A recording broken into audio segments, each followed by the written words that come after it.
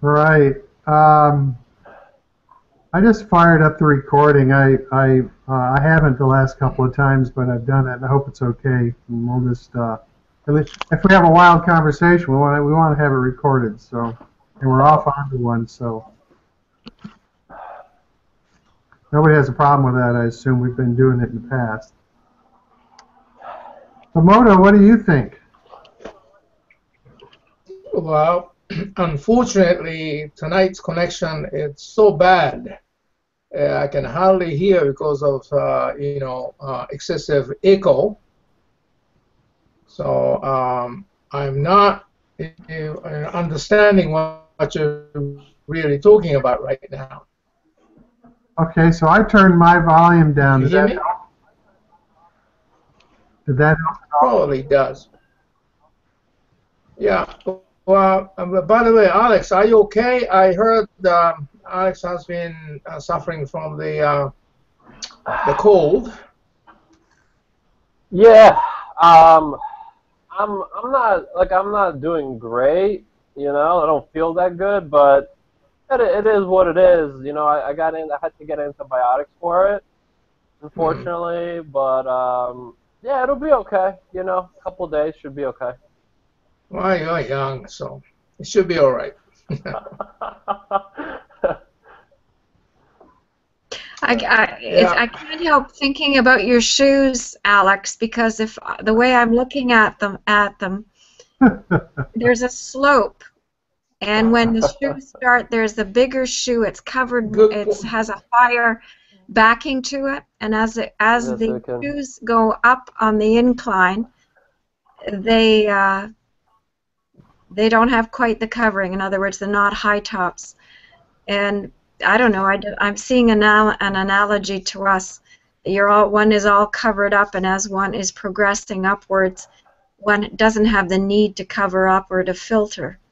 It's just it's the imagery that is standing right behind you. Yeah, Yeah. I was actually also wondering, hey, Alex, why do you have those shoes on the top of right next to the ceiling? So much for our conscious conversation. Oh well. No, but those shoes are serving as a motif. I'm trying to form an analogy there, or a metaphor, if you like. Anyway. You know what? I like my shoes kinda, and like that just I don't know. Like there was different places that I could put them, but then they would be out of view, and I just wanted to be able to see them so I could choose which. Those are pretty much all the shoes I have. So I don't have like a ton of shoes, but yeah, I don't know. I kind of like I like them there. I don't know. Well, including myself, there are a number of people I have met in my life who are kind of addicted to collect the shoes.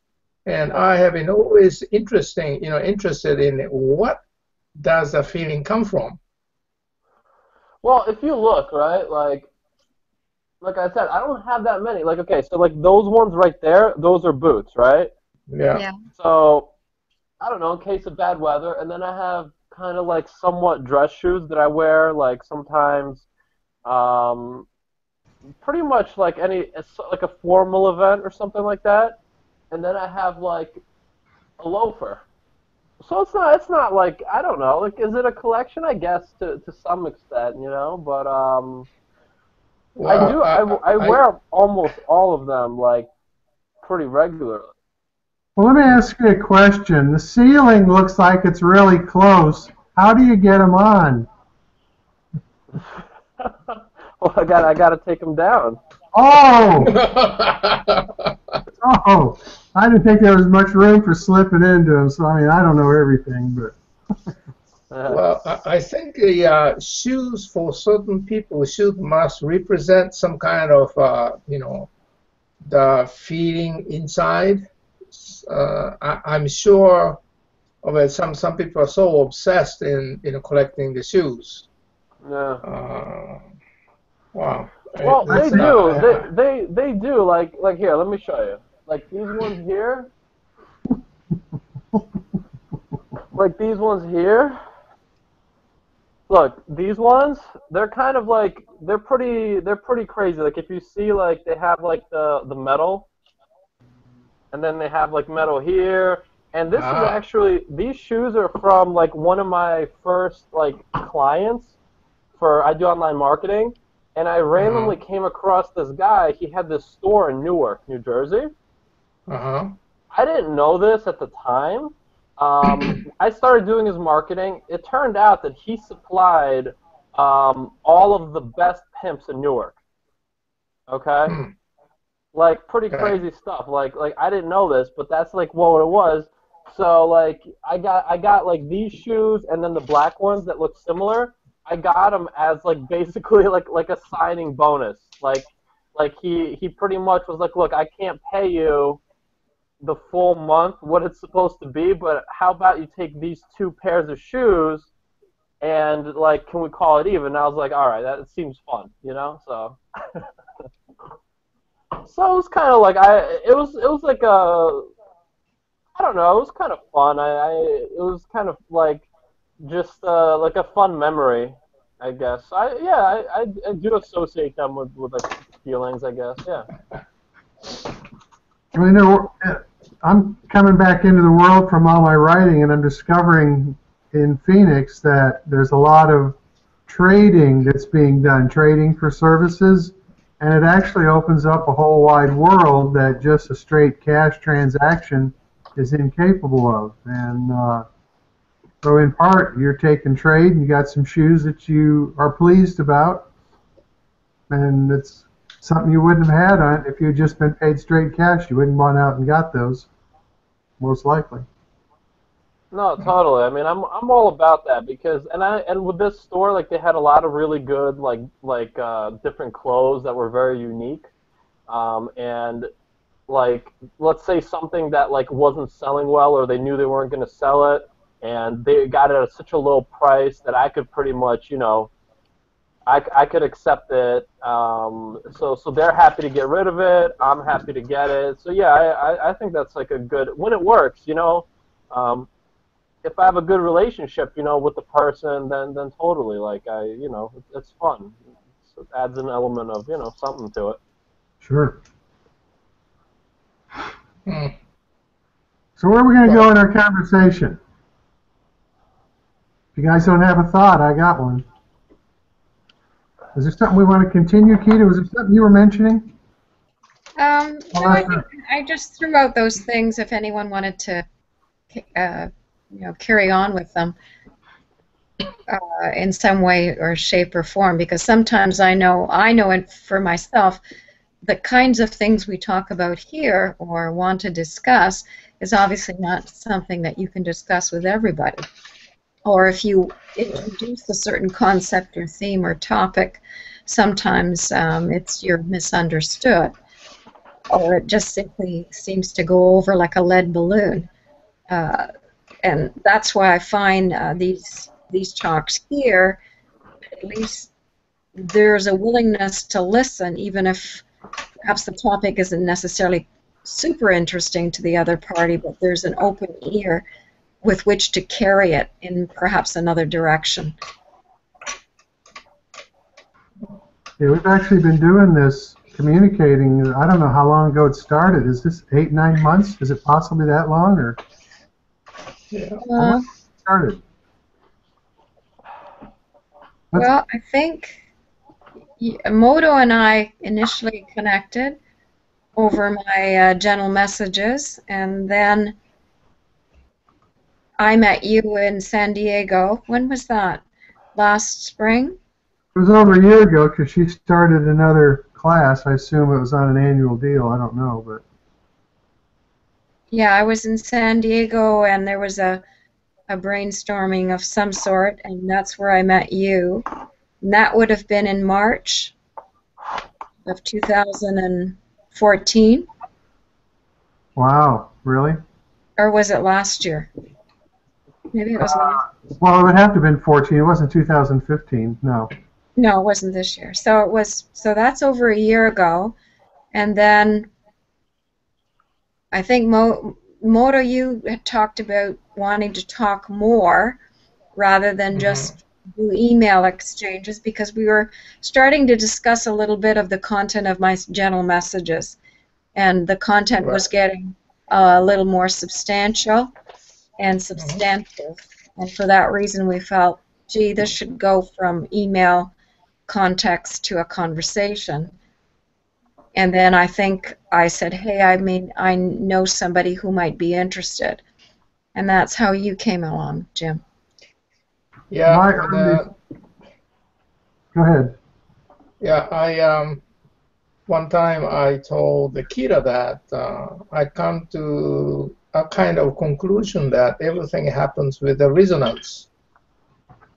And that's how Kira brought you up.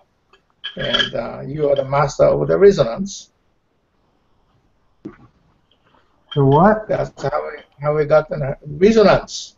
Resonate. Resonance. Right. Well, forgive my pronunciation. I'm not American. English, English is not my mother tongue.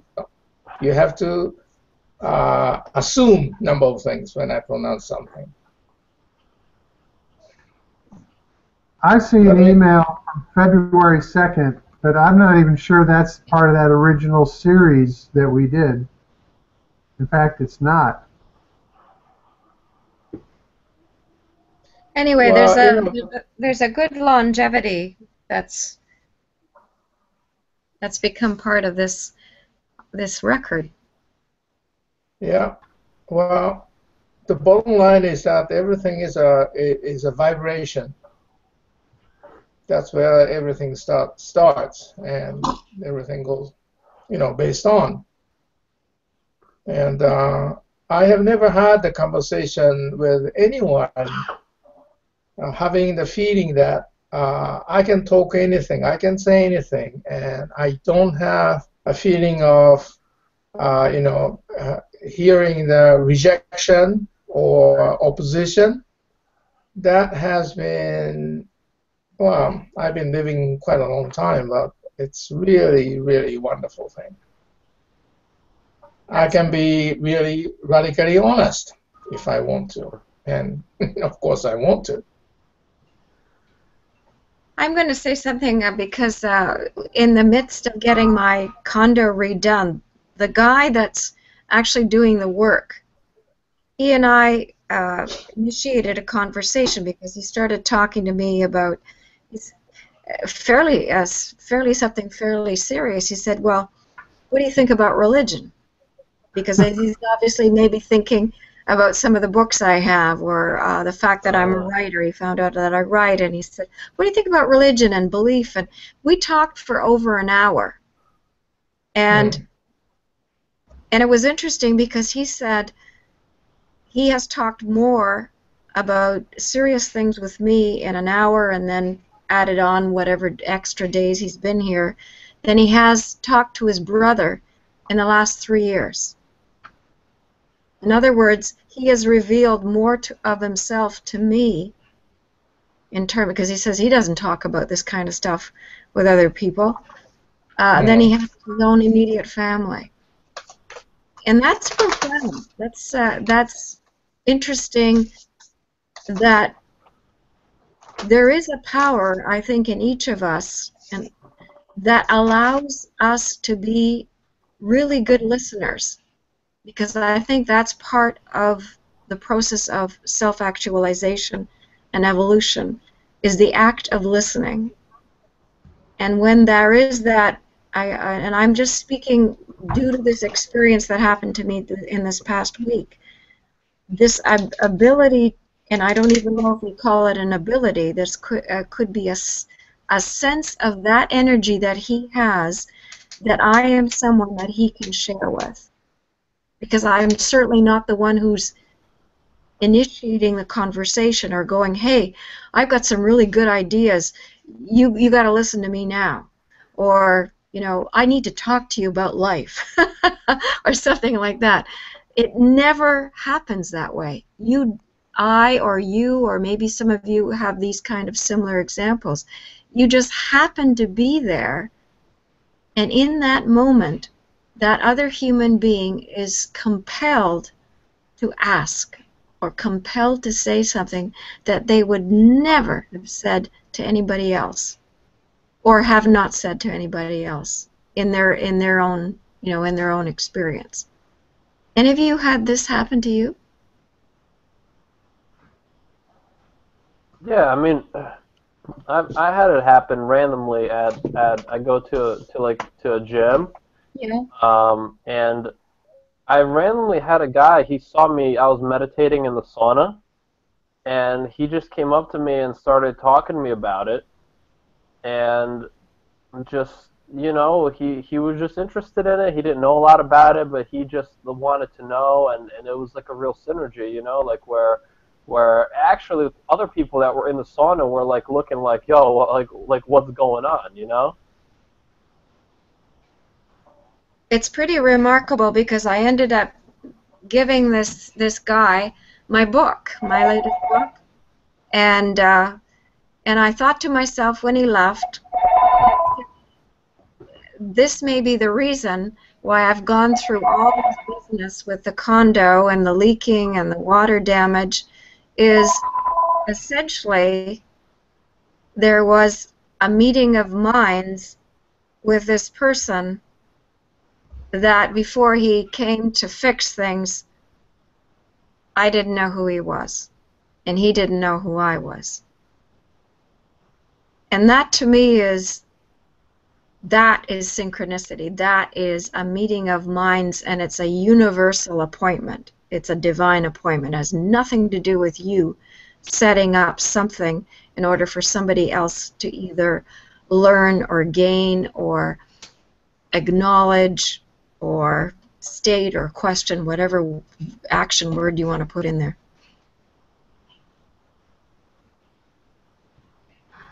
So when we first started talking about your place and the inconvenience, one of the things I was suggesting was that you step up the action to get away from all the disruption, which in a way is a variation of resistance to allowing, you might say, which is my work's all about allowing. And in allowing, you ended up having an experience that, which I think you would probably call delightful. In other words, you had a capacity to reach out to somebody, or better said, they had a capacity to reach out to you, and you were available. And the point being, in the allowing versus the resistance, there's a scale of order that becomes available that in resistance you would otherwise never see. True. Yeah. I'm right there. Huh? I don't know why. I'm getting an echo. You're getting an echo from where? No, it's gone now. Okay. It was initially I was getting quite a lot of reverb on my voice. Yeah, it's and I'm thinking, I see now why all this happened. And yeah, it's really quite, as you say, delightful in how human beings connect in the most amazing circumstances, or very ordinary, unremarkable circumstances. The extraordinary kind of conversations occur. One of the things that I find really interesting is that like my whole life, like I was taught that like there's like a very strict hierarchy in terms of like intelligence, and like that, the really smart people, they're going to become, the doctors, the lawyers, the politicians, and blah blah blah. And as I've learned in my life, like your societal hierarchy means nothing in terms of your whatever synchronicity, your vibration. It makes no difference, like no matter what level you're at, like no matter what you're doing, like you could have synchronicity with a person that like is from a different culture, nothing like you, and they could be like, you could be the most synchronized with them, and that's just like, stands in such opposition to like just like everything that I feel like is taught in a way. You know, do you guys ever feel that way? Well, I think I agree, Alex. The fellow who's doing the work here, he very much was under the impression that he knows very little, and that he was very impressed with the fact that I was a writer, and yet his conversation, as he says, he thinks a lot when he's painting, and he thinks a lot when he's, you know, doing the drywall, and he thinks a lot when he's fishing. And the fact of the matter is, there's a resonance and a vibration there that I think he's only now realizing, I actually get it. I actually am somebody who, because of this thinking, is getting an opening in my way of how I view and understand human beings. Because he meets all kinds of people. He works with all kinds of, he goes into the apartments of those who are extremely well off and those who are not so. He's meeting such a range of different kinds of people. And so he, in his own way, probably can pick and choose who he chooses to communicate with and how he chooses to communicate based on their response and their behavior with him. So he's learned to be quite adept, I would say, at understanding and dealing with what one calls human nature. And at the same time, in your circumstance with him, he unleashed or came to a discovery about himself that he really had not, for the most part, let out. I would agree with that. I think in his own way, he's almost surprised at the thoughts, and these are simply thoughts about life, thoughts about behaviors, things that, you know, you wouldn't talk. He, if he was going to the bar with his buddies, is certainly not going to reveal some of the kinds of things he's talking about in our conversation. And that's what's so amazingly humbling, that a human being will choose to share. Well, one thing I can't understand is I mean, I understand it like on a logical level, but emotionally I can't understand it, I guess, is like that people accept like there are things that should be talked about and should not be talked about. And I always want to know, like, why is that off topic? Like why can't we discuss that? You know what I'm saying? Like who decided for you? You're an individual. Why can't we talk? Oh, well, that's just not something people talk about. You know, that's not acceptable. Who decides? You know, who makes that decision for everybody? Like I mean, I don't know. You know, like where is that coming from? The acceptable topics and the non-acceptable topics. Well, so there's a sensitivity that some people have that others simply don't have it. I mean, if you were going to a bar and try to have a conversation like this with people sitting in a bar, they tell you to be quiet because they're listening to the game. And so there's a lot of people simply aren't a match for this. And actually we have to, when I say find each other, I think Keita would tell you it's simpler than that. You just have to be home. You just have to be home. Right.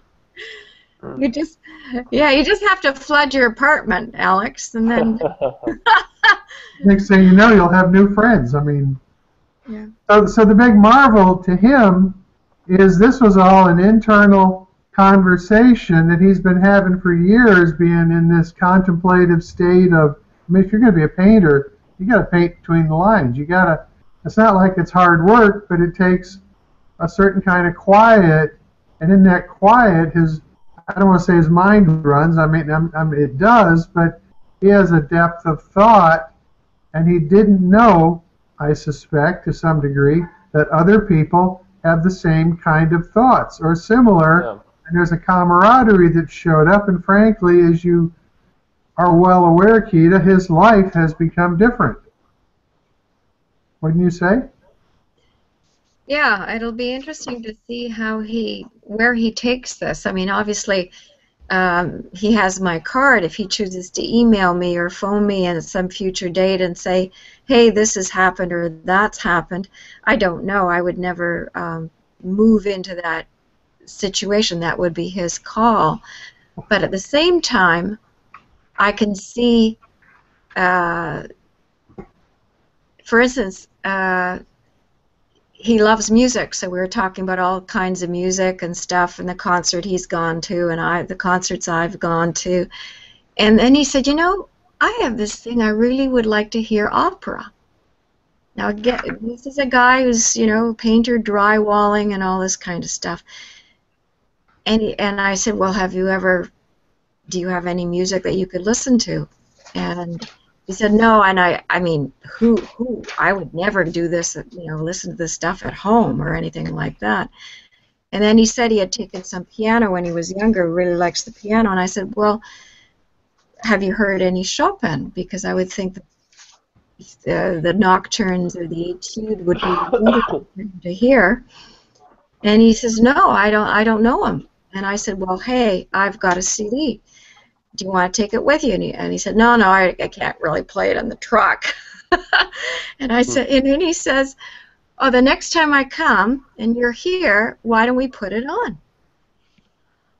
And I went, sure. So again, there's this comfort level that there's no pushing or pulling. There's just someone who feels relaxed enough that goes, hey, why not? And again, the word I could use for that is delightful. Yeah, that's quite an experience. Yeah.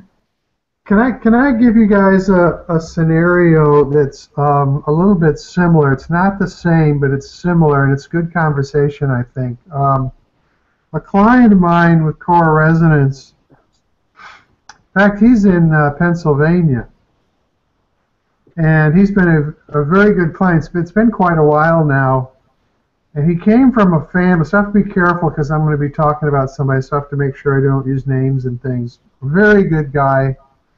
And he's a laborer. He's a union laborer, brick and all this kind of stuff. So he's like a rough, tough construction worker. Union. I mean, he fell off a scaffold and broke his back at one point. And I think he's Italian. And he used to tell me that, and he's now living at home, not because of the accident, but in fact he moved from California to move back home as his mom was going to pass, and so he was home, and he's still living at home right this minute. Of course, he's a grown man. I think his dad is older now. One of the things he said was that the dad, when the kids were growing up, the dad used to make them fist fight. So he grew up in a rough and tumble, tough neighborhood and all this kind of stuff.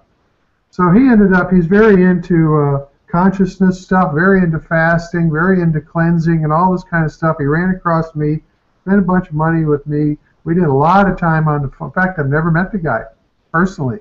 I delivered the system over the phone, which works actually surprisingly well. And so as he started using Core Resonance, and by the way, he didn't even know what a URL was when we started. As he started using it, one of the things he was interested in was he was starting to see the effect of it influencing other people. And we were talking about the concept of resonance because in some respects that's what Keita is dealing with this man was a resonance factor, and frankly it's growing. And the guy I'm talking about, my client, had a brother. And his brother doesn't really read. I shouldn't be saying this stuff quite so much, but he's kind of shut down to the point where he's estranged from his son, and my client picks up the kid from school every day, and there's just a lot of, I guess, tension, a lot of unhappiness, and And what ended up happening was somehow this brother finally said to my client, and I'm trying to leave names out, "What are you doing?" Because we had talked about how could we get his brother involved in this stuff. And there's just really no way because the guy doesn't read. He's really kind of shut down. And the long story short, we don't know how it happened, but my client started doing sessions on his brother. And the magic is we don't know how that was bridged. We don't have any idea how it happened. And next thing you know, the brother starts cleaning up energetically. Next thing you know, he's picking up his son from school, and all kinds of things changed. And the point I'm trying to make is working with the client as he started cleaning up energetically, his brother became, at some level, what would you say, that still small voice level, started to become intrigued with the shift in his brother and with my client. And I'm saying if the guy doesn't read, he's not highly sensitive. But just the same, it happened, and as this product with my client, it started influencing the family, and it's a resonance thing, is what it is. And I think that Peter's new friend and this gentleman that's yeah, he saw the books, and it gave him some kind of an impetus for asking some questions. And next thing you know, the ideas of opera, was it opera, did you say? Yeah. And just this whole sensitivity that's been inside this guy that we're assuming he's been, for the most part, unwilling to share, has become available. And I suggest that this is how the world will unfold in a resonating manner. And instead of going out there and saving people and fixing people, like how do we help my client's brother, which we kind of looked at, and the idea was you don't. And somehow it happened anyway, and that's the magic, and that's the part we want to learn about, just like it happened in Keita's living room. Because it's real. What do you recommend about the other side of the puzzle, which is like people that you don't resonate with, right? Like you got to deal with people like that too. What do you say? Like if you have somebody that you just don't resonate with at all, and I actually found that there are some people who like are like just simply terrified of me, and I think a lot of it has to do with like with the fact that there's a difference in residencies, and that I guess like I'm a little bit maybe more open-minded. Let's say I had a guy where I used to work who was extremely religious, super orthodox religious, and like he was like he had like a huge, like his life pretty much revolved around like going to church and trying to be as good of a Christian as he could be at all times. Right. And that's all that, like, and even though he didn't talk about it, like he was extremely stiff. I'm not saying it just like, I don't know how to explain it. Like You say stiff, S-T-I-F-F? Stiff. Like he had his moral code. Like everything was either right or wrong. Like there was no in between. There was, even with like, doesn't matter what it is. He had an idea of how everything had to be. If it was not exactly that way, it was wrong. And pretty much everything that I said or did was completely wrong in his eyes, right? So what do you say, like, in terms of if you're at a residence with somebody on that level, what is like, you know, what do you guys think about that? Like, and you got to be around people with whom you're at a resonance with. What is the way to do it, or you just, what do you do? Well, first off, being in resistance to them ties you together in the worst manner. Being in resistance. So that includes judgment and whatever else, actually. So the alternative is to let them be. In other words, there is no fixing them. There is no need to fix them. But what happens is, in his rigidities, in other words, he has a lot of rigidity, and it's because he has a lot of control. It's because he's in a lot of overload. So he holds on to what he has access to and what he trusts very carefully, and he doesn't have the processing power or to allow more. So he's rigid. And your choices are to be in resistance to him or to be allowing. It doesn't mean you have to be allowing. Doesn't mean you have to be his buddy. It just means that resistance doesn't serve either of you. And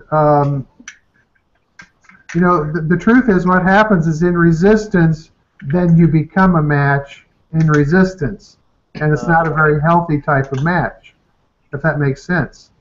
Yeah. And that's what binds you together. And allowing is the alternative. And in allowing, there's no tie, so there really is no resonance. Now, there's a couple of things can happen, though. In allowing, he could start to shift and become more a match for you and open up, or fade away, or stay over in his corner, whatever he does. But the problem is in resistance or judgment that you inadvertently tie yourself to him in an unbecoming, unhealthy manner.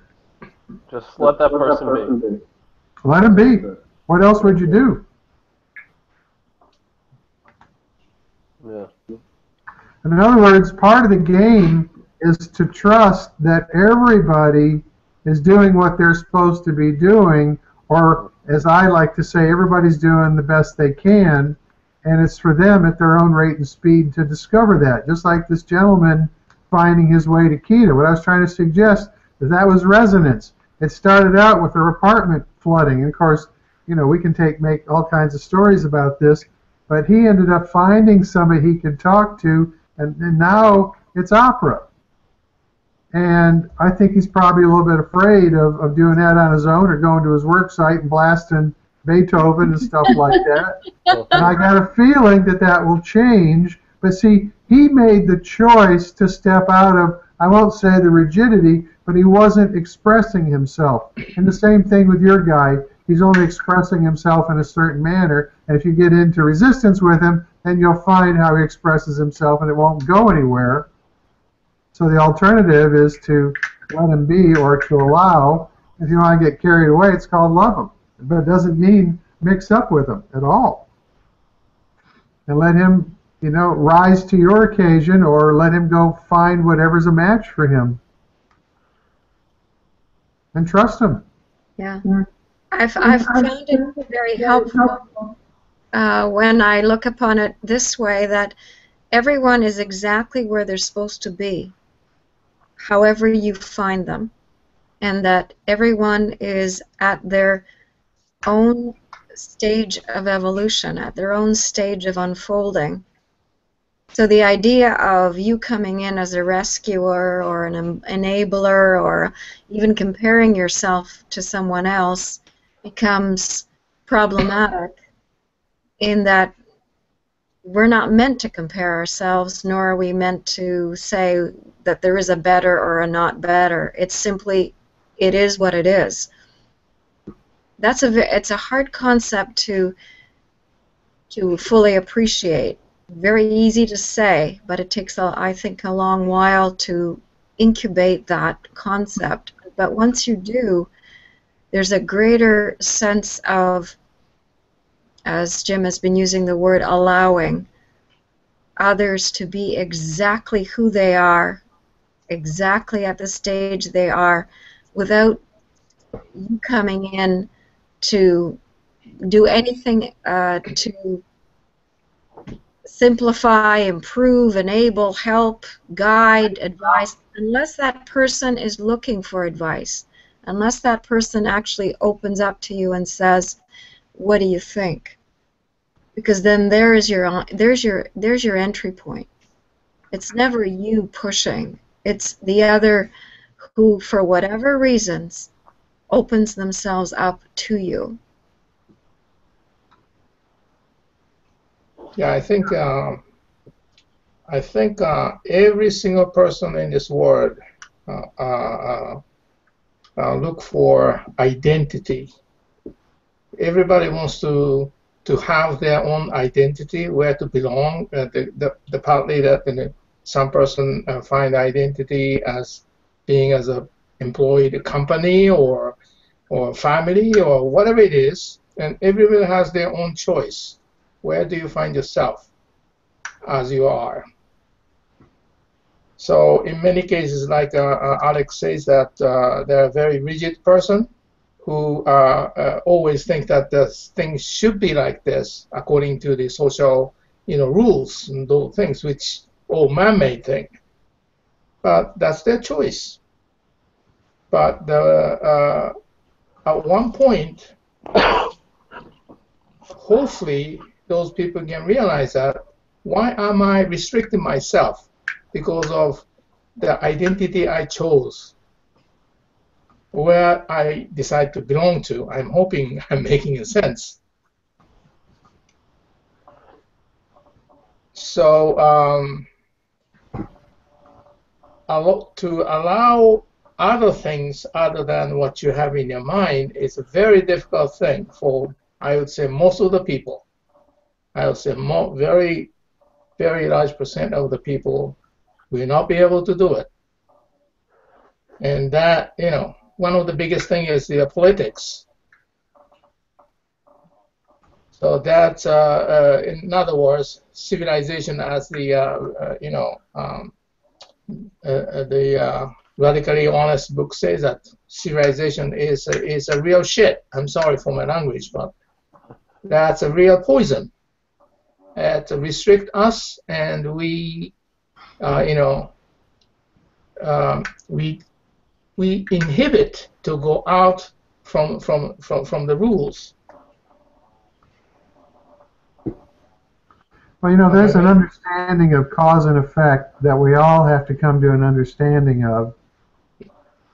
And as we do, we learn and grow, and we do it at our own rate and speed, all of us. Well, so I would say we are lucky people that we realize that we shouldn't restrict ourselves. We can be open, we can allow other people, whoever, whatever it is. And it's me, and you are you, and that's how it should be. Yeah.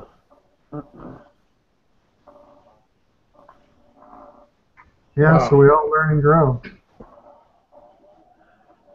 By the way, I'd like to share one sentence that I really liked when I was watching the movie 2 days ago. The title was CRU Crew. Have anyone watched the movie? What's it called? CRU Crew. CRU Crew? CRU. That's how to spell it. Not familiar. But anyways, in a movie, at one point, there was a sentence. I really liked it. It says, "You don't measure your life by the number of breaths. You measure it by the number of moments. Take your breath away." Isn't that nice? Lovely. Yeah, that's nice. So, Keita, did this guy take your breath away? The movie was, that's not a real good movie, but it was very. I was really moved by the movie. That was the 4 black guys, high school mate. At one time, they had a serious traffic accident, and since then, all 4 started to have their own lives, and some had been affected from the accident. And well, if you have a chance, you can watch it through Netflix. It was an okay movie. Mm-hmm. I think the idea of, I think I go back to Caroline Mace, who I follow quite intensively. Mm-hmm. She was saying that sometimes when you become more aware, you can hear the truth in what other people say in just one sentence. Mm-hmm. And I think the conversation that I had with the gentleman this past week what I was hearing was I was hearing his truth. Mm-hmm. He was saying maybe one sentence or another sentence, and there were all these profound truths coming out of him. Out of heart. And that is what is lovely. Yes. And that is what I think, maybe alluding to at the outset of this conversation, that when we speak, each of us, we allow the other to hear a statement that reveals a truth or truths about us as human beings. And the aspect of hearing truth from somebody else that is transparent is sacred. Mm-hmm. And those are where you capture those moments that take your breath away, because suddenly someone is revealing something to you that never in your wildest idea or did you think that they were going to say such a thing to you. Mm-hmm. And it could be as simple as, I was sad last week, because that is a truth about that person that you see and you are witnessing that they may not say to somebody else. And yet you know that it means a lot to them to say it. Mm-hmm. Yeah, it doesn't have to be radical, but people No, it have to doesn't be have to be. honest. It doesn't have to be some earth-shattering statement. Right. But Just being. I'm sorry. No, go ahead. No, just being honest. From your heart. That's, I think, the vital part. How? Yeah, I think if we were going to carry this conversation into our week, we might think, how are we going to be listening to someone who wants to tell us their truth? Mm-hmm. And we maybe don't catch it because we're distracted, or we didn't pay close enough attention to the words, or we were too interested in telling them about us, ourselves, rather than hearing what they had to say. So I think in all of this, I'm very much trying to be a better listener. You are. In all of that, I've learned that when people are speaking, they're very often processing stuff that they've not spoken before. It becomes all the more the reason to listen, because they're uncovering stuff, and they're not necessarily, I mean, there's people that just spew, but if people are in a conversation, for example, this man, I mean, it doesn't have to be that, but they're actually processing while they're talking, and in processing they're speaking, and it's all the more the reason to listen. Yeah, I definitely agree. I mean, I feel like when you guys are talking, it's almost in a sense a type of meditation, because in the beginning when you're talking, I have thoughts that come into my mind, like Jim, like you're saying processing. Like I have thoughts, and then at first I have this desire to say something, right? But then as I listen, those go away, and I become kind of in touch with the speaker and what they're saying, but also almost on a deeper level. But it takes a little bit of time, like giving a person a chance to speak for an extended period of time. I feel like gives the listener a chance to connect with them. You got to give the person enough time to talk. I don't know. Yeah, I agree.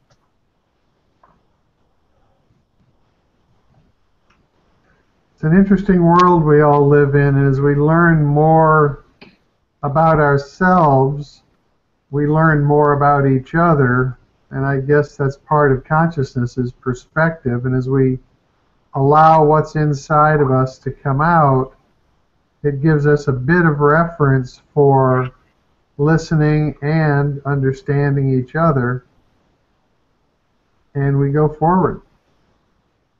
Yeah. I call it making shit up, but that's beside the point.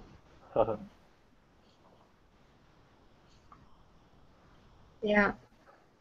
Well, we're almost at that time. Any last comments or thoughts for the evening? Yeah, I'm looking forward to the next time. It's been a while, Kita. I know you have been busy, right? Yeah, there's been lots going on. Very good. But, hope to resume as often as I can. Yeah, likewise. And Jim, as usual, I really thank you very much for conducting all this conversation. And Alex, thanks for being the new member. Thanks. While this call was going on, I had a call come in. You probably heard it. I didn't take it, but I saw who it was. And she's somebody to be a match for this, so I invited her for next week. And she reminds me that she's doing a workshop that I am not that I'm supporting, and so I'm supposed to be there. Before I suggest that I won't make next Tuesday, I'm going to wait a while. I mean, we could do the call without me, but I'm not sure she's going to be prepared for next Tuesday. So, but otherwise, she is a likely candidate to be in on our call. I think she'd be a good match for it. So we'll see what happens on that. Very Great. good. Okay. Well, I'm going to sign off, and thank you very much for tonight. All right. Thank you. Yes, thank you. All right, Alex, feel better. Yeah. Thanks, Moto. Thank you, everybody. Yeah. Great call today. I'm going to sign off, too. Yeah, Take care, thanks, guys. Jim. Okay. Take care. I'll send you a link to the part of the recording that I got. Thanks. Thanks. Bye-bye. Good night.